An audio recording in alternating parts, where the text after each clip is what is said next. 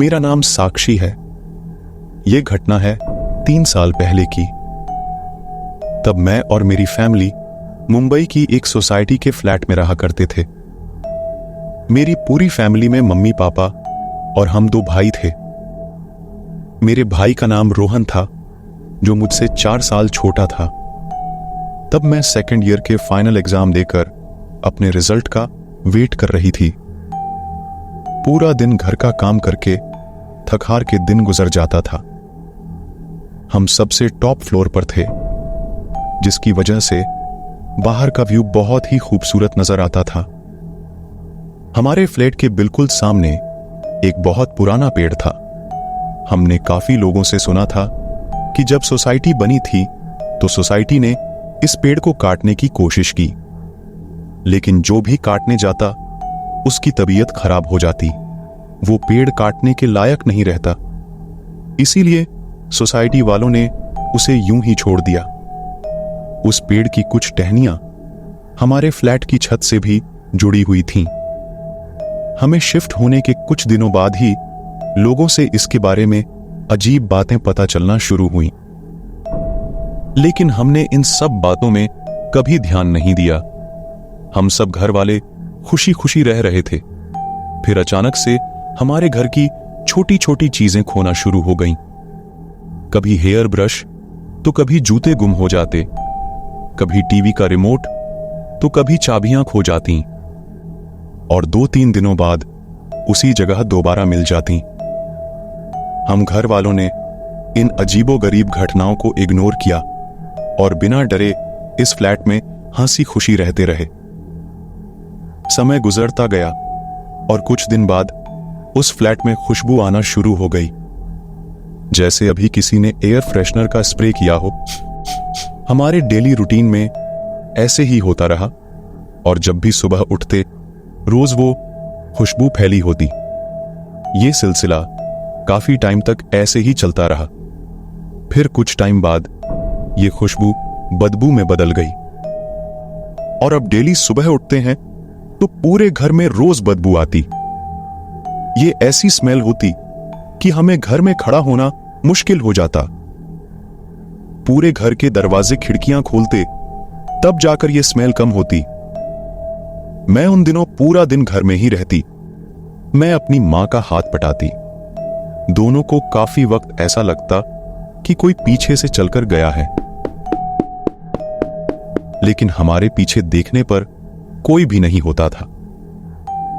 हम सब घर वाले काफी परेशान हो गए थे कि ये हमारे साथ क्या हो रहा है। हमें फ्लैट पर रहते हुए तकरीबन 2 महीने गुजर चुके थे।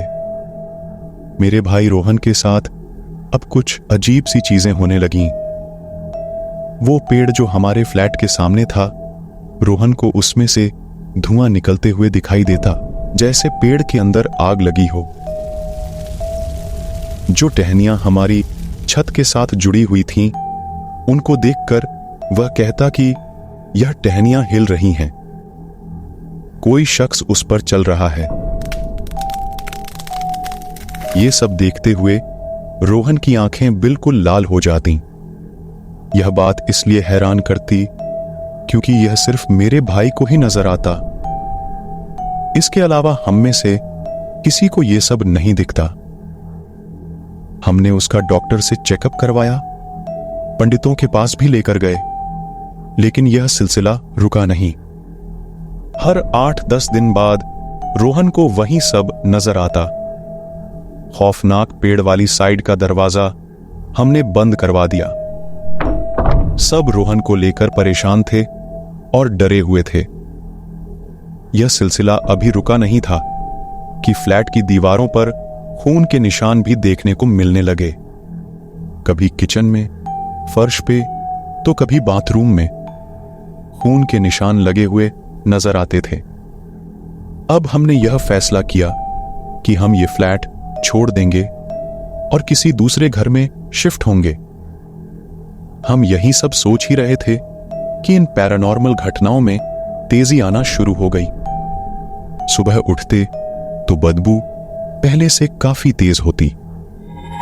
खून के निशान भी यहां वहां नजर आते। और रोहन की तबीयत भी और ज्यादा खराब होने लगी थी। कुछ दिनों बाद हमें घर मिल गया।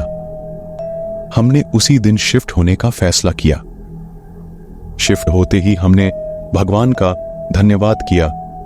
हम किसी तरह उस डरावने मंजर से बाहर आ चुके थे। कुछ दिनों बाद रोहन की तबीयत में भी सुधार होने लगा। उस फ्लैट में हम तकरीबन 3 महीने रहे। हमारी एक पड़ोसी से अक्सर बातचीत होती रहती है। वो बताती हैं कि आज तक उस फ्लैट में कोई भी शिफ्ट नहीं हुआ और कभी कभार उस फ्लैट के मेन डोर के बाहर काली मुर्गी मरी हुई पड़ी मिलती है, जिसका आज तक पता नहीं चल सका कि मुर्गियां कहां से आती हैं, कौन इन्हें मारकर फ्लैट के बाहर छोड़ देता है। उस फ्लैट का डर हम पूरी जिंदगी नहीं भूल सकते।